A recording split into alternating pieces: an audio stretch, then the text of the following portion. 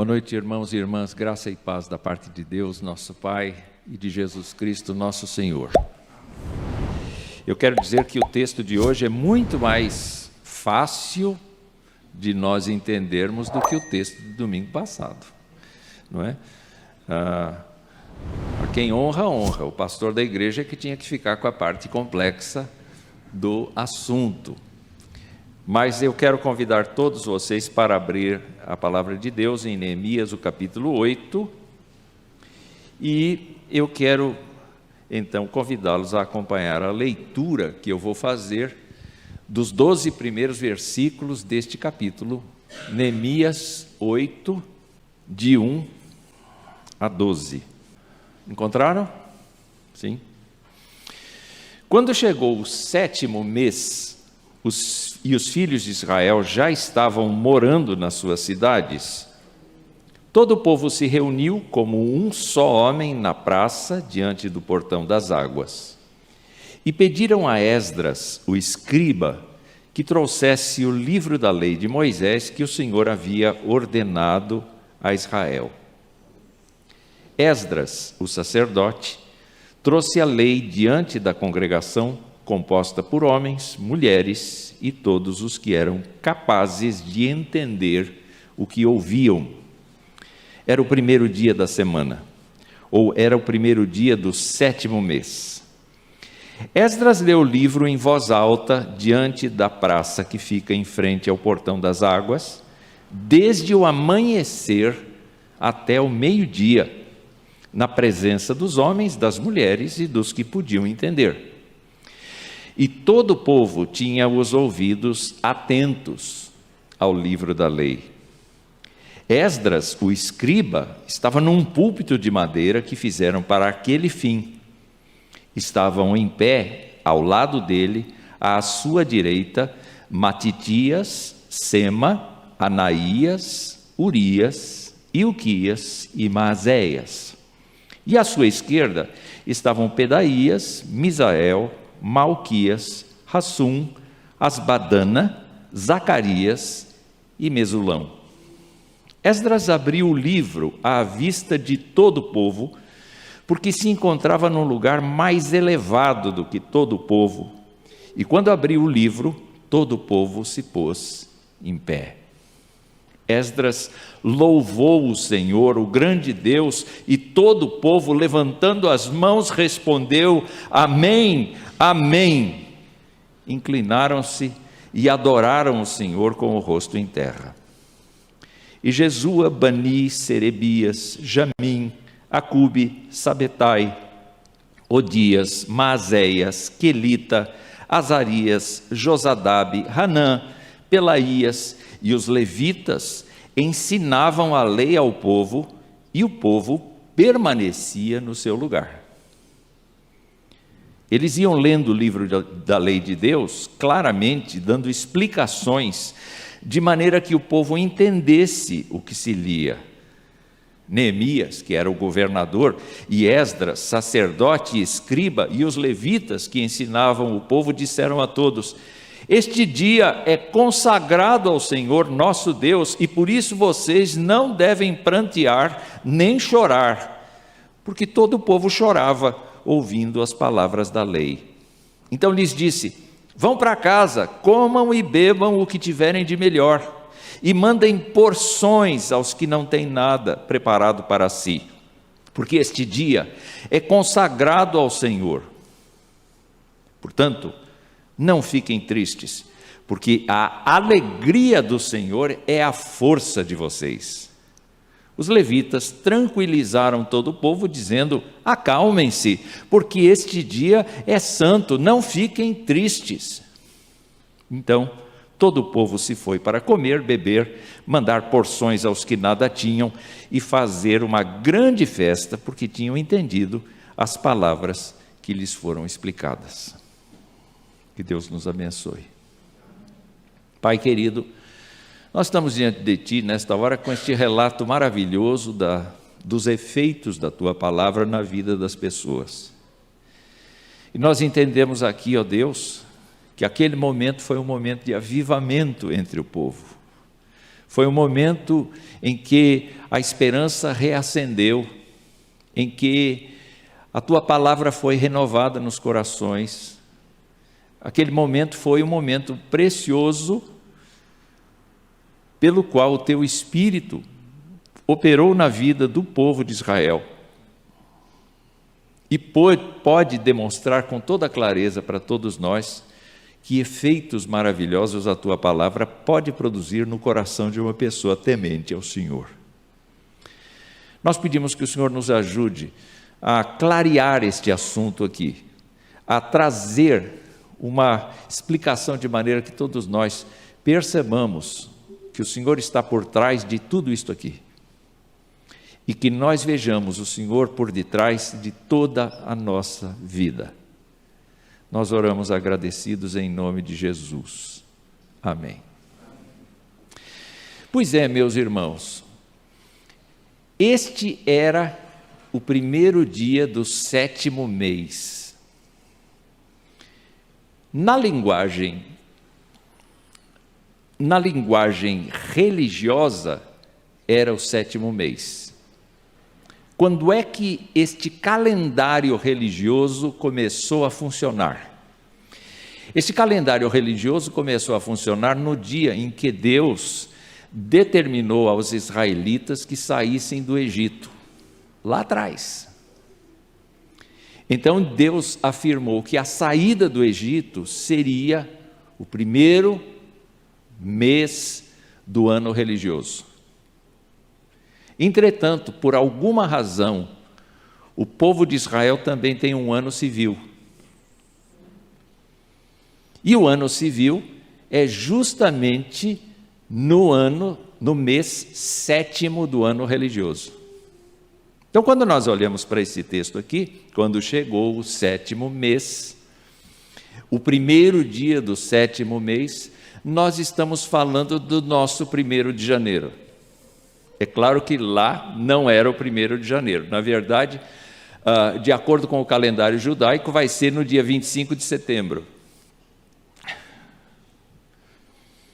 Mas é muito interessante a gente pensar, então, isso traz mais para perto da gente a ideia de que o primeiro dia do ano era feriado nacional. Quando nós lemos Levítico 23, por exemplo, quando lemos Números 29, nós vamos observar que Deus determinou que neste dia especificamente, ninguém faria nenhum trabalho fora da reunião. Portanto, esta reunião aqui que está acontecendo, ela não deixa de ser uma rotina na vida dos judeus.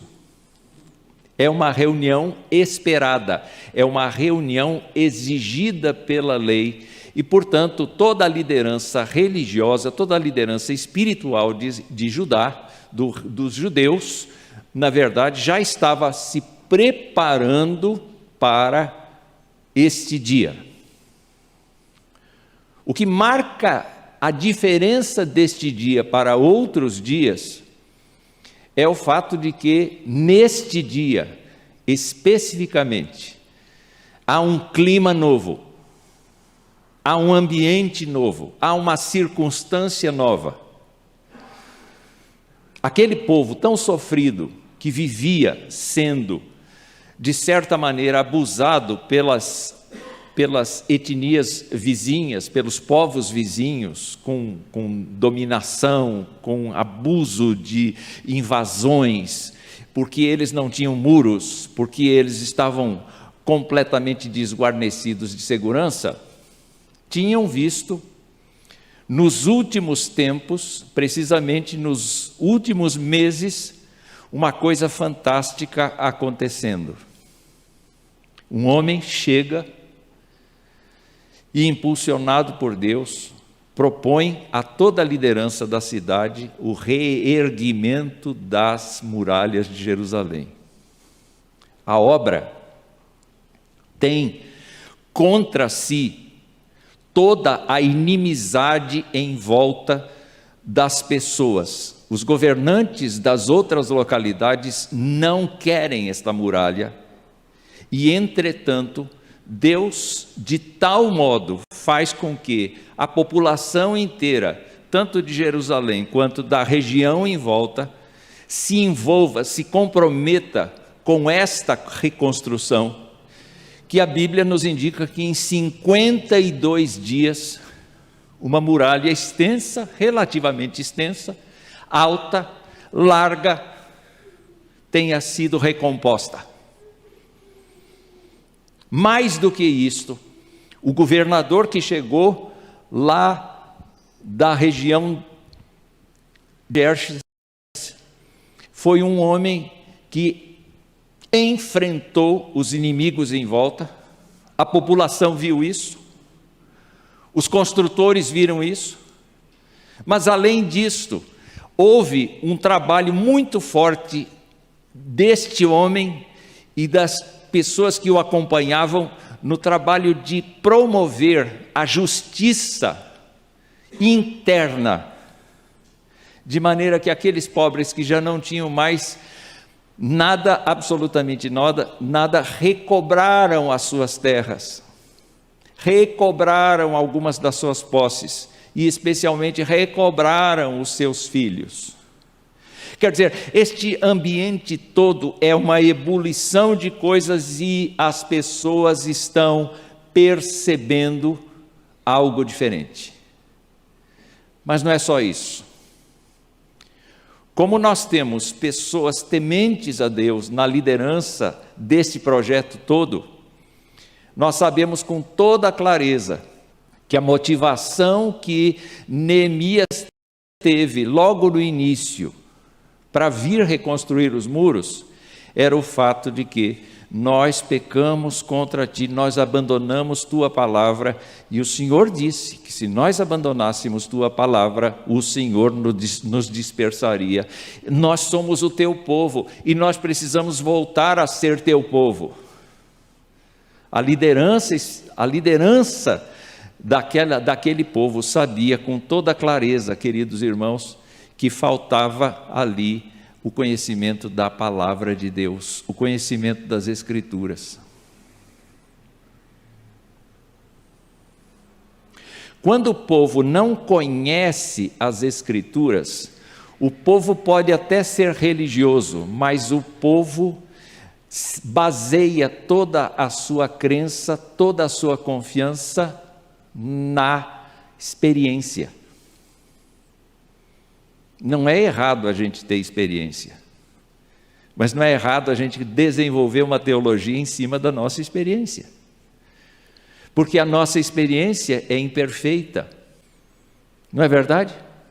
A nossa experiência é parcial, é subjetiva. O que um de nós pode perceber, o outro pode não perceber, mas quando nós temos um padrão, e todos nós conhecemos o padrão, as nossas experiências podem ser desenvolvidas a partir do padrão. E assim nós crescemos. O que nós vemos neste texto, então, é muito importante. Em primeiro lugar, e eu não vou ter divisões aqui, porque senão eu vou ter umas 19, mas, em primeiro lugar, o verso 1 diz então que pediram a Esdras, o escriba, que trouxesse o livro da lei de Moisés, que o Senhor havia ordenado a Israel. A partir daqui, o livro é de Neemias, mas Neemias desaparece. Ele vai ser visto aqui no versículo de número 9, mas ele mesmo não é o líder deste dia.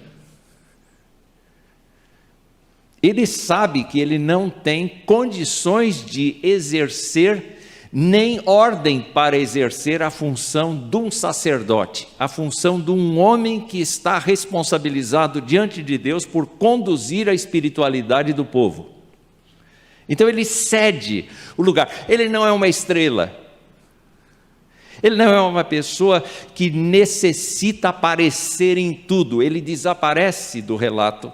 E quem aparece aqui é Esdras.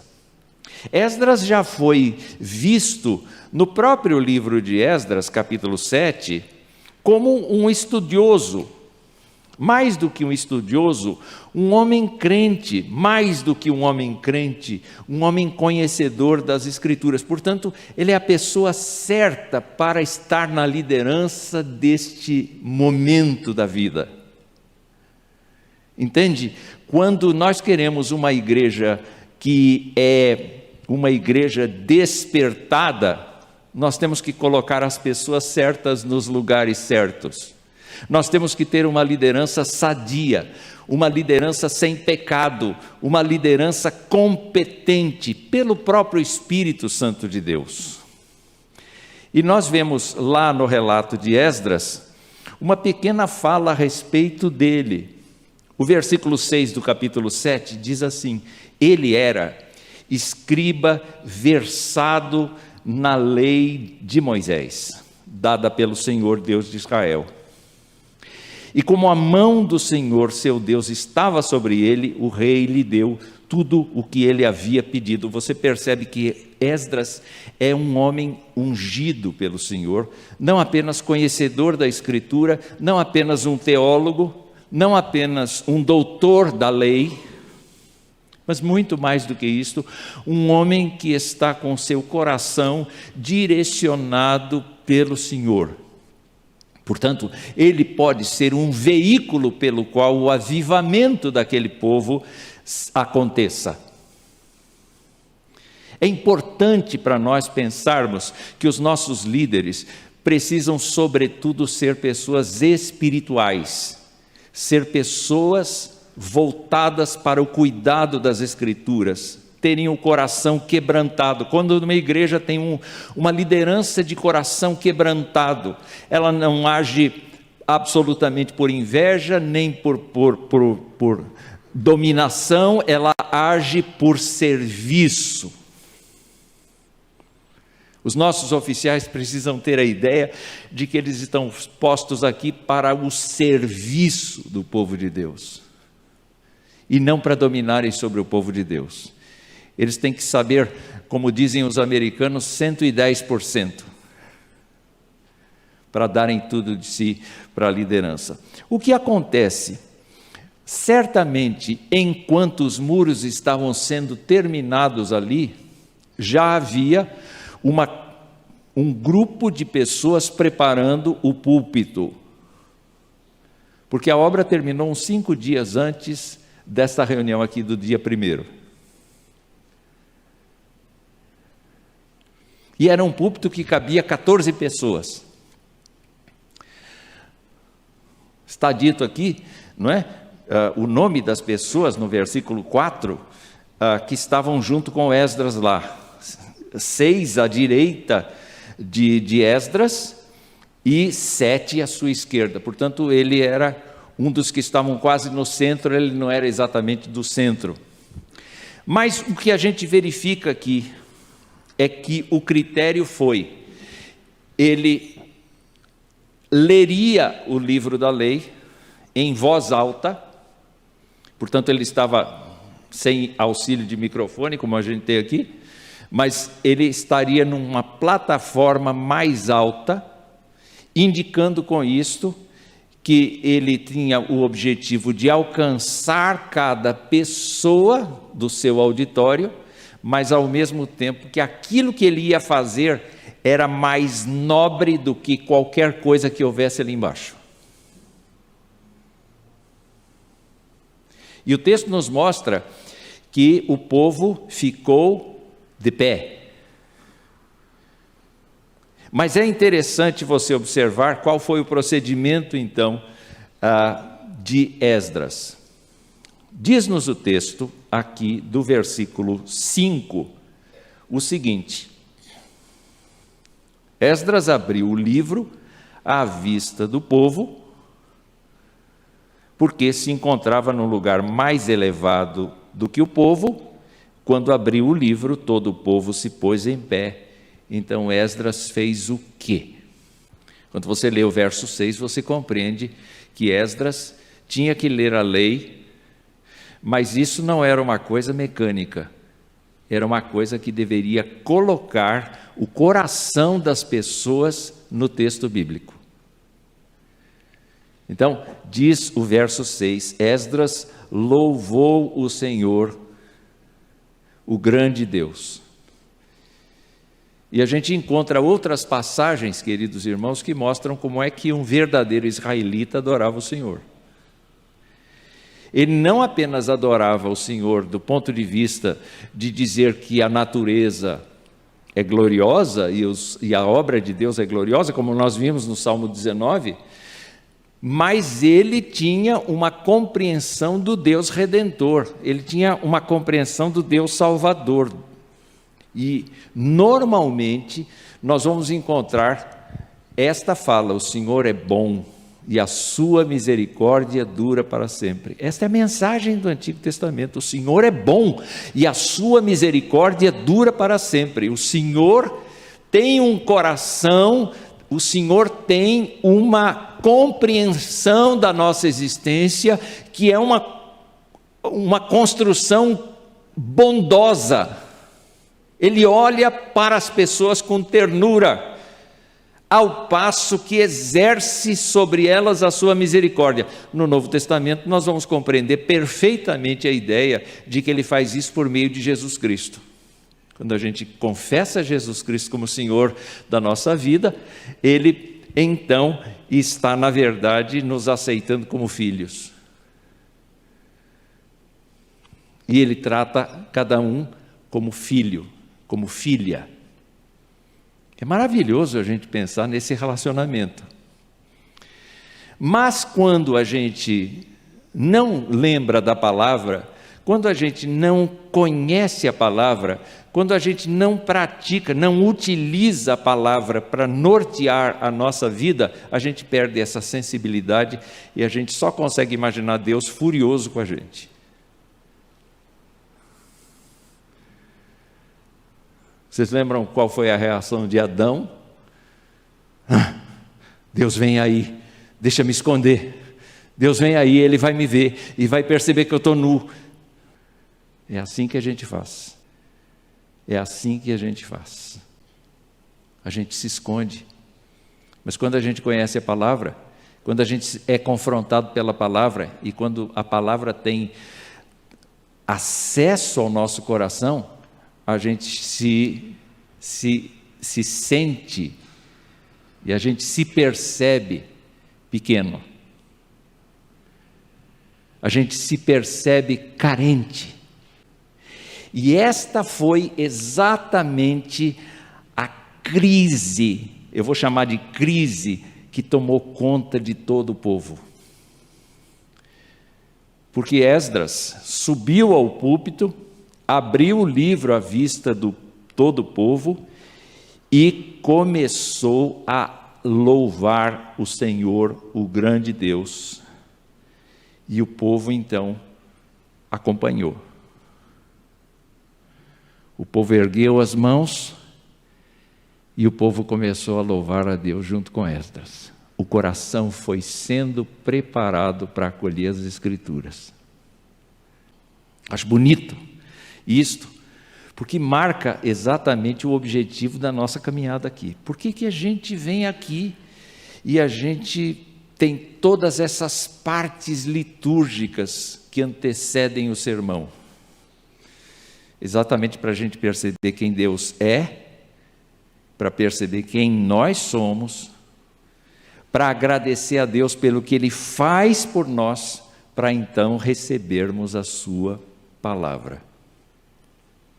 E geralmente é assim a ordem do culto. Então, o que diz a Escritura? Diz a Escritura que ele não ficou no púlpito.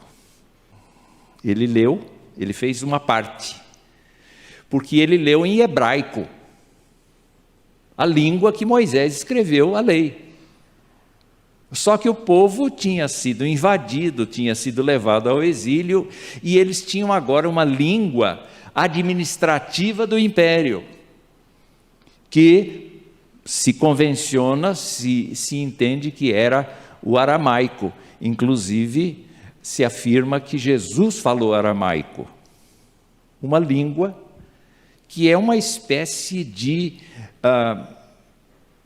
língua mais universal, vamos dizer assim, nesse momento, do que o hebraico de Moisés. Então, Esdras lê do púlpito a lei, e eu imagino que essas pessoas do verso 7, Jesua, Bani, Serebias, Jamim, Acube, Sabetai, Odias, Mazéias, Quelita, Azarias, Josadabe, Anã, Pelaías e os levitas, estão no meio do povo, traduzindo para o povo e explicando para o povo. Eu fiquei imaginando como é que foi a estratégia de Jesus quando multiplicou os pães e os peixes. Eu fico imaginando como é que foi a estratégia dos judeus quando Moisés dividiu a congregação toda em grupos setorizados. E aí, então, havia a possibilidade de grupos pequenos ouvirem a leitura da lei de Deus, ouvirem a tradução da leitura e ouvirem a explicação da leitura ali, proximamente ali. Era como uma escola dominical, não é? Era quase como uma escola dominical. Mas é interessante que não havia opinião de ninguém, não. Havia a explicação do que significava a lei de Deus. Quando a gente explica a lei de Deus, e quando a gente fala do que Deus quer para a vida da gente, a gente começa a perceber que a nossa vida está fora do padrão, muitas vezes. Muitas vezes. E algumas coisas ferem o nosso coração. Não é verdade? A palavra de Deus é descrita no livro dos Hebreus como uma espada de 2 gumes. E não há pensamento que subsista diante dela. Ela é capaz de destruir a filosofia humana. Exatamente pelo fato de que ela é a pura verdade que procede da boca de Deus. Esses levitas e o próprio Esdras, eles tinham algumas passagens anteriores que mostravam como Deus era tristonho com pessoas que mudavam a palavra de Deus para seu prazer. Quando a gente lê profecias como a de Jeremias, capítulo 23, ou Ezequiel, capítulo 34, são muito fortes as expressões de Deus contra as pessoas que mudam a palavra de Deus. E naquele dia, naquele primeiro dia do ano civil do povo de Deus, feriado nacional, em que todo o povo estava junto, a estratégia foi: vamos colocar este povo diante da palavra de Deus, porque o Senhor tem feito grandes coisas. Portanto, estão aí as bases de um avivamento. O Senhor está trazendo para as pessoas uma sensibilidade para o estudo da palavra de Deus. E nós precisamos desesperadamente, não da experiência religiosa, mas nós precisamos da palavra de Deus no nosso cotidiano. Quando a gente lê Jeremias 23, versículos de número 29 até 31, o Senhor diz assim: não é a minha palavra como fogo, diz o Senhor, e como um martelo que despedaça a rocha? Portanto, eis que eu sou contra esses profetas, diz o Senhor, que roubam as minhas palavras uns dos outros. Eis que eu sou contra esses profetas, diz o Senhor, que pregam a sua própria palavra e afirmam, ele disse. Olha que prejuízo quando a gente encontra um pregador desses pela frente.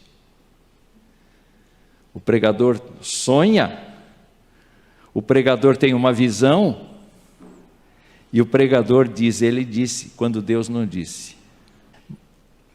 No versículo 16 dessa mesma profecia, está escrito assim: diz o Senhor dos Exércitos, não deem ouvidos às palavras dos profetas que profetizam entre vocês e que os enchem de falsas esperanças, falam as visões do seu coração, não o que vem da boca do Senhor. Dizem continuamente aos que me desprezam, o Senhor disse, vocês terão paz. E a todos os que andam segundo a dureza do seu coração, dizem, nenhum mal lhe sobrevirá. Deus diz, não aceitem essa palavra. Conheçam a verdadeira palavra. Deus julgará toda ação humana. Ninguém pode ser salvo mediante a sua própria experiência. Cada um de nós precisa confessar Jesus Cristo como Senhor e Salvador, porque só Ele é o caminho, a verdade e a vida, e ninguém vai ao Pai senão por Ele. Precisamos ter a convicção muito clara que todos aqueles que o Pai deu a Jesus Cristo virão a Jesus Cristo, mas compete a todos nós nos mantermos fiéis à palavra de Deus. A razão do fracasso de Israel foi fugir da palavra de Deus, foi desobedecer os mandamentos, foi desobedecer os estatutos, foi desobedecer a lei de Deus. Esse foi o fracasso. E a Bíblia diz com toda clareza que no fim dos tempos as pessoas fugirão de Deus, mesmo estando nas igrejas, porque não estão atentas à palavra. Não dá para avivar o coração de uma pessoa sem que a palavra de Deus seja o centro da atenção e do entendimento delas. Nós precisamos estudar a Bíblia. Nós precisamos entender a visão de Deus para nós. Nós precisamos compreender todos os dias o que a palavra de Deus quer dizer para nós. E é maravilhoso a gente saber que no Novo Testamento, o Senhor Jesus Cristo avisou que o Espírito Santo de Deus é o encarregado dessa tarefa de nos ensinar tudo quanto nós precisamos saber. Mas nós não podemos prescindir da pregação do Evangelho, da exposição da palavra. Uma vez um crente comentou com o seu pastor o seguinte: pastor, o senhor não pregou hoje. O que o senhor fez foi explicar o texto. Mas pregação é isso, meu irmão. Pregação não é eu vir com muita filosofia aqui, não. Pregação é dizer o que o texto está dizendo. É nisso que está o verdadeiro ensino.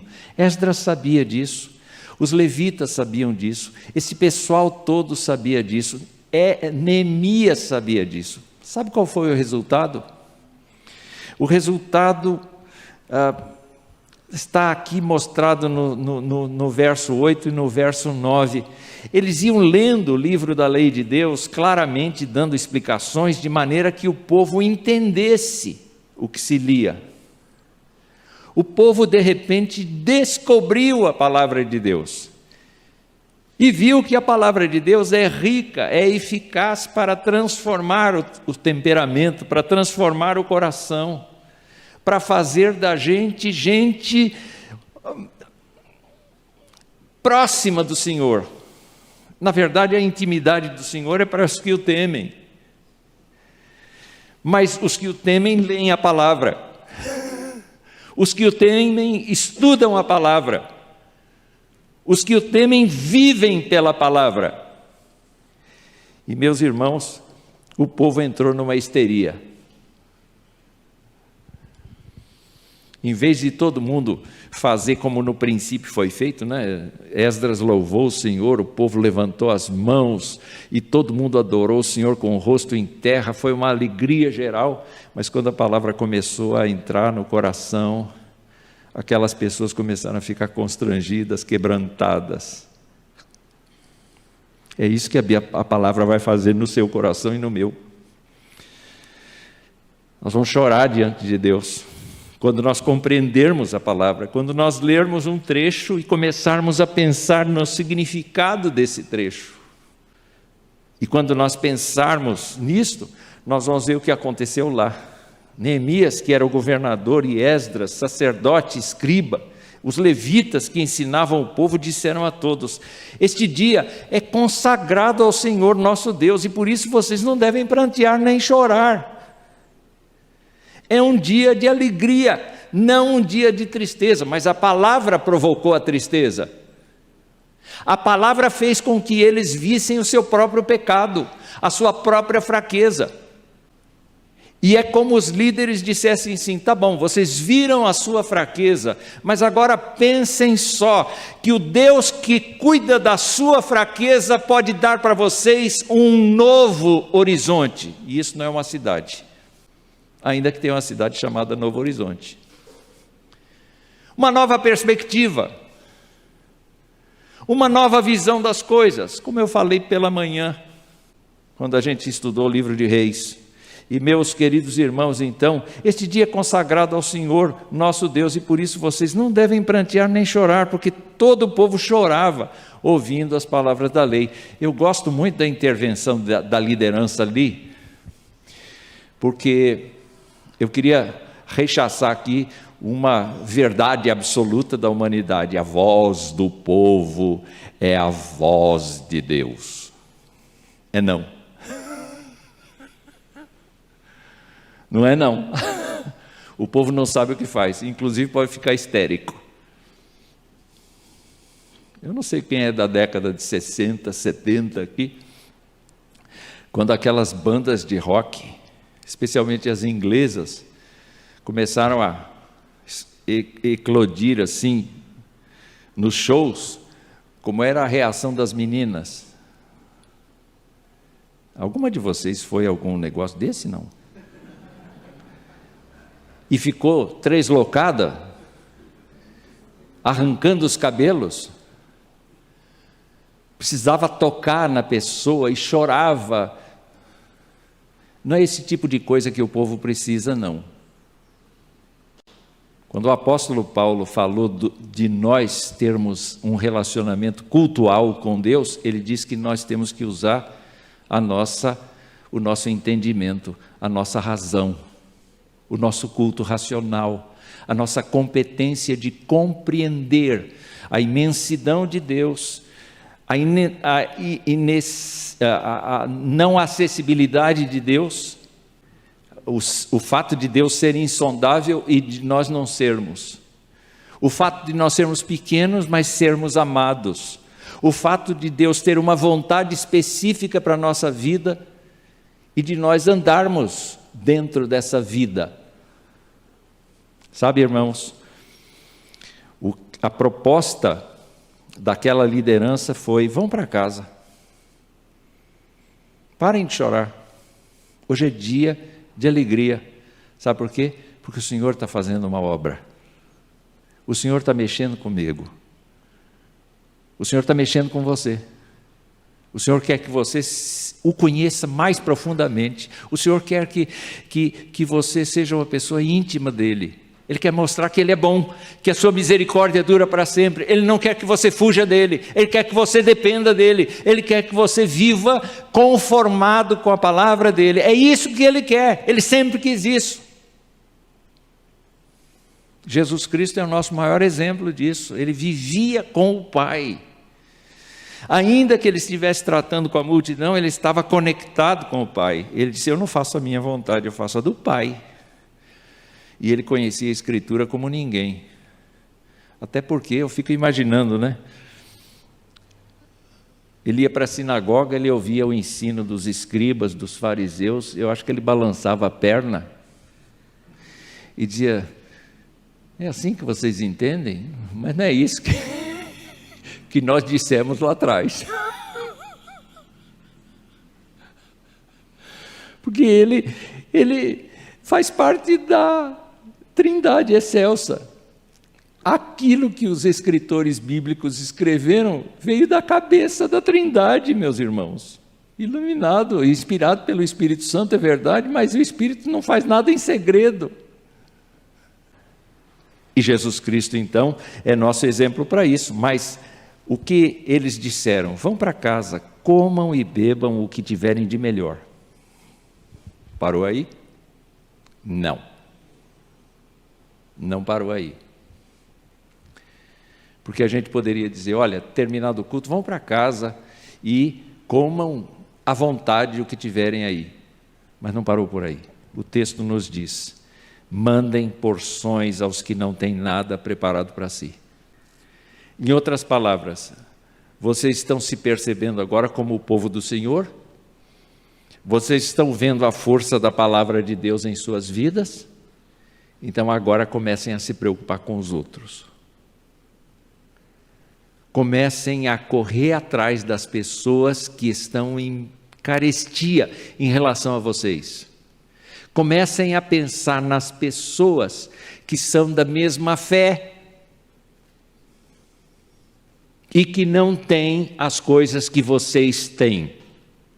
Mas façam isso por amor. Façam isso por liberalidade e não por pressão governamental. É muito interessante a gente pensar, eu estou terminando, é muito interessante a gente pensar, meus irmãos, em como Jesus Cristo foi uma pessoa assim. Ele diz assim, as raposas têm seus covis, mas o Filho do Homem não tem onde reclinar a cabeça. O foco dele não era ele mesmo, nunca foi. Foi você e eu. Se Jesus cuidou de nós, a orientação de Neemias e da liderança é muito clara. Cuidem de todos. Que não lhes falte nada. Nós não devemos pensar que é apenas função diaconal fazer isto. A gente dá para a igreja, a gente nem sabe o que aconteceu, se aquela farinha que a gente deu para a igreja estragou ou não. A gente não sabe. Além de fazer isso, e a junta diaconal vai cuidar para que ninguém tenha falta de farinha, a gente deve abrir o coração e dizer, Deus tem me dado tanto, eu quero repartir. Porque este é o avivamento genuíno. O avivamento genuíno. Então eu queria encerrar só falando algumas frases. Meus irmãos, o retorno às Escrituras, além de ser um privilégio para o crente, é uma obrigação do crente. E aquele povo teve uma experiência extraordinária, retornando à Escritura, e o mérito não é do povo, é uma ação inspiradora do Senhor para um verdadeiro avivamento. A segunda coisa que eu quero dizer é que é fundamental para a gente trabalhar no sentido de entender a Bíblia. Um princípio da Reforma Protestante foi exatamente este. Cada crente precisa entender as Escrituras. E vocês viram no texto que a plateia de Esdras era de homens, mulheres e todos aqueles que tinham entendimento. Acho que não tinha culto infantil. Era para rir, reverendo. A terceira coisa que eu quero lembrar é que o cumprimento da Escritura na vida da gente traz o confronto, traz a tristeza imediata, mas traz em seguida a alegria. E é muito interessante esse slogan do texto. A alegria do Senhor, não a sua alegria, a alegria do Senhor é a vossa força. Quando Deus está alegre, você está forte. E como é que Deus pode estar alegre na sua vida? Quando você o conhece, quando você manuseia a sua palavra, quando você relaxa diante dele e diz: ó Deus magnífico, grandioso é o Senhor, cheio de majestade e glória. Cada coisa que o Senhor manda escrever aqui mostra que o Senhor é um Deus que não muda,